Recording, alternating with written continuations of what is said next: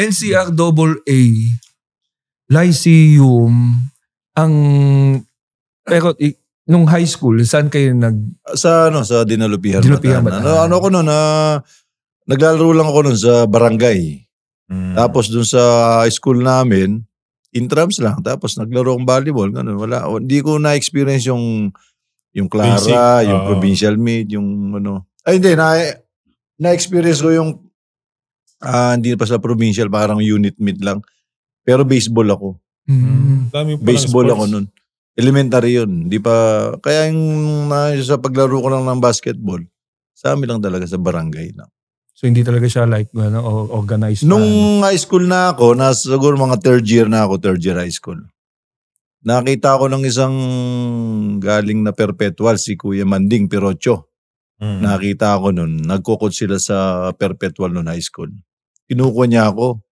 Kaya lang, ang mga panahon nun, pagka kinuha ka nila, binabalik ka nila sa first year o second year. Para magamit ka nila ng matagal. Third year na ako nun, magpo-fourth year na. Ayaw ng parents ko. Tsaka, meron kasi kaming relatives noon na naglalaro siya sa Gregorio Araneta University, si Kuya Alvin. Varsity siya noon na nagkaroon ng na aksidente na nasaksak. Kaya natakot yung mga lola ko noon na pakawalan ka mo. Papuntahin ako sa Manila. Kaya hindi ako natuloy noon. Yun yung istorya nung high school ako. Kinukuha na ako ng perpetual noon. Sayang, no? Mas magaling ka pa sana ngayon. Hindi mo rin masabi. No? Tapos nung college? Nung college na ako, siyempre wala man akong plano na mag-varsity nun.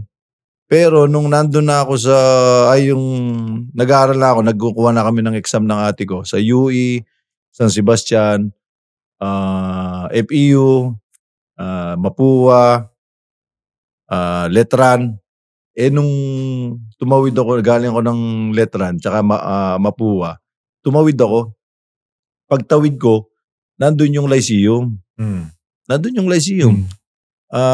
Ngayon, nung nakita ko yung Lyceum at nabasa ko sa magazine si Ato Agustin, dun nag-aral, dun nag-varsity sa Lyceum. Sabi ko sa ate ko, mag-exam ako, pwede bang mag-exam dito sa sa Lyceum?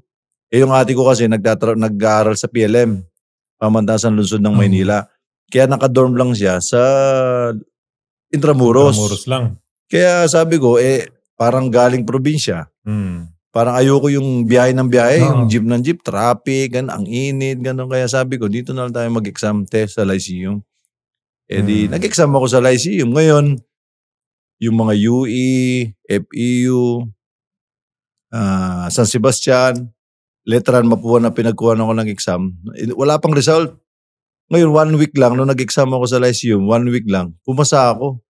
Kaya yun ang nauna. Oo, kaya ngayon yung nauna. Ngayon, nung nag-stop muna ako ng isang SEM. Hindi muna ako nag-aral. Nag-stop ako ni nanay.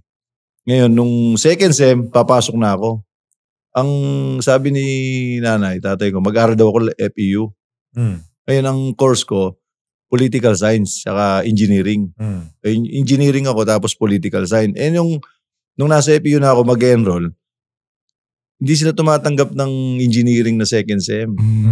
First year, first Mabalik ka ulit. Hindi, second SEM kasi ako mag-enroll. First SEM kasi, nag-stop Hihintayin mo pa. Hihintayin pa. Kaya sabi ko ngayon, diyan na lang ako mag-aral sa Lyceum para at least malapit na. Ayoko yung bumibiyahe dahil doon din ako titira sa dorm ng ate ko.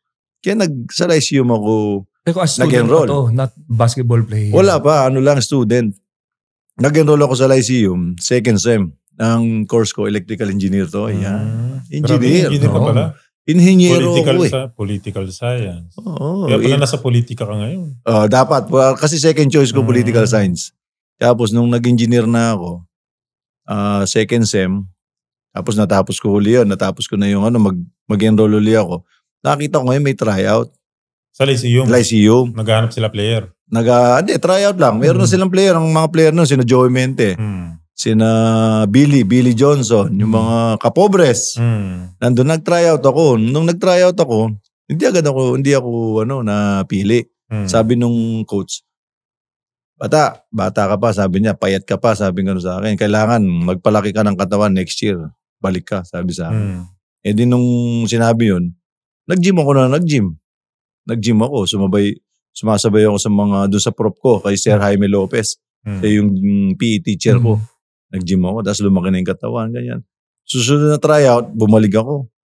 Di na naman ako natanggap kasi may dumating na mga player na taga Pangasinan, sina Brower, yung sina Brower, sina Trinidad, sina ano, di na naman ako nakakuha. Noong time na yon, magkakaroon ng intramurals. Intram sa school. PE department, engineering department, yung business department, yan, mga interdepartment. Ngayon, kukunin ako ngayon ng PE department. Kasi close ako dun sa mga teacher, kay Sir Jaime. Doon ako palalaruin. Hindi ako naglaro sa engineering department kasi ang kinukuha nila yung mga fourth year. Fourth year, mga highest level na ano. Doon ako naglaro sa PE department. Swerte, lumabang kami ng finals. Kalaban namin, engineering. Siyempre, dahil engineering course ko, binabasa ko ng mga engineering na na dapat dito ka naglaro, hindi dyan. Luckily, magkakaroon ng transition yung Lyceum.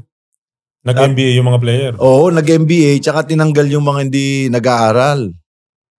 Tinanggal. Ngayon, siyempre, dahil naglaro ko sa PE department, nung nag-revamp, kasama na ako sa sinali sa lineup. Parang bagong simula. Oo, bagong simula. Ang mga natira lang nun sa Lyceum nun, si Paring Brown, si Paring Michael, si Paring Eldrin Simpas, si Ferrer, si Garcia, si Del Rosario, tsaka si Batman, kung tawagin namin, Batman. Ikaw pang-walo.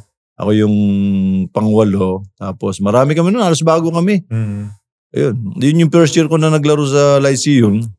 Hindi ko makalimutan yung first game ko. First game ko sa nag-champion kayo sa PE department. Talo kami. Pero ilang points ka? 50?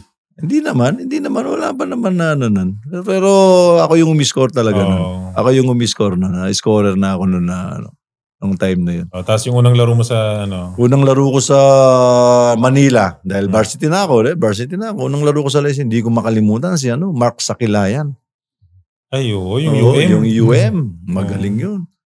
Sa ako yung bumabantay ito, siniko ako, lumubog yung Adam's apple ko dito. Lumubog, di ako makahinga. Adam's apple? Oo, yung ito, Adam's apple.